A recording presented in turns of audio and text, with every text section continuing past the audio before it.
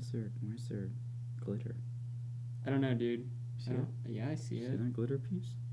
Okay, sorry, that was shiny. Not all the glitters is gold, man.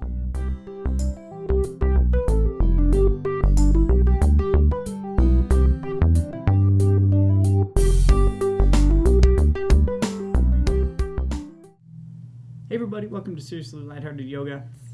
So over the last couple of days, we kind of introduced downstream and upstream yoga. Today we're going to kind of dive a bit deeper into what it means to be swimming upstream, what it means to be going upstream, and kind of how that relates to your yoga practice. We spoke about being downstream and having some sort of outward influence affect your choice to start your yoga practice more often than not. That could be a doctor saying, "Oh, you really need to, loosen up your back," or even a friend saying, "Wow, yeah, I've been doing yoga and I feel a lot more energized, I feel a lot better," and you saying to yourself, "You know what? I would love to feel more energized too.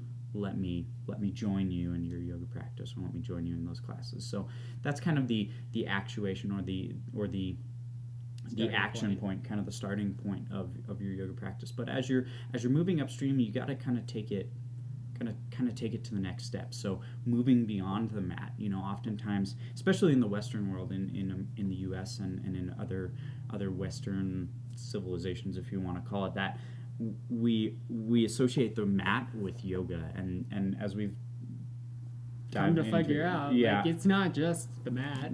Yeah, that's only a very small portion of what is yoga. Is it yoga? Absolutely, no doubt. But there's so much more beyond that in breathing exercises, in meditation, in changing the way you think, and that's really where upstream portion of this comes in, where it becomes being proactive and seeking out new portions of yoga, seeking out new things that you can work on, as opposed to just waiting for you to kind of be fed that information or being fed that practice. And that's really where it's at. The upstream part of it that Clifton's kind of talking about goes back to a couple of things. Yoga Sutra 1.2.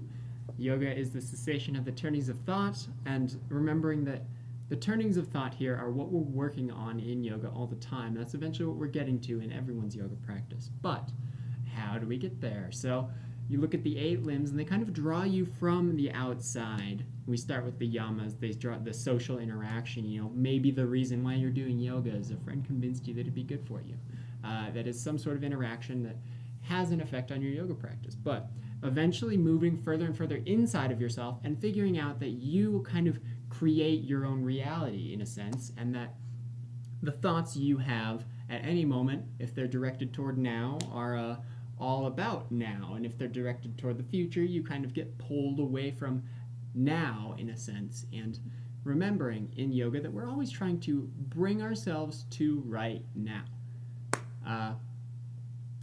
That is the idea of swimming upstream here. So whatever your reason for coming to yoga, it doesn't matter. You're here, you're doing it. You might as well start swimming upstream. And everyone at some point does that, and it's when you kind of decide that you're going to take your practice into your own hands and figure out what you want to build with it.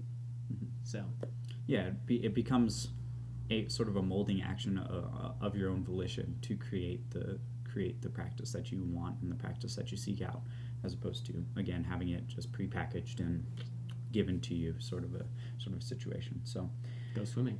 Yep, absolutely. It's time to go swimming, and we'll see you guys tomorrow.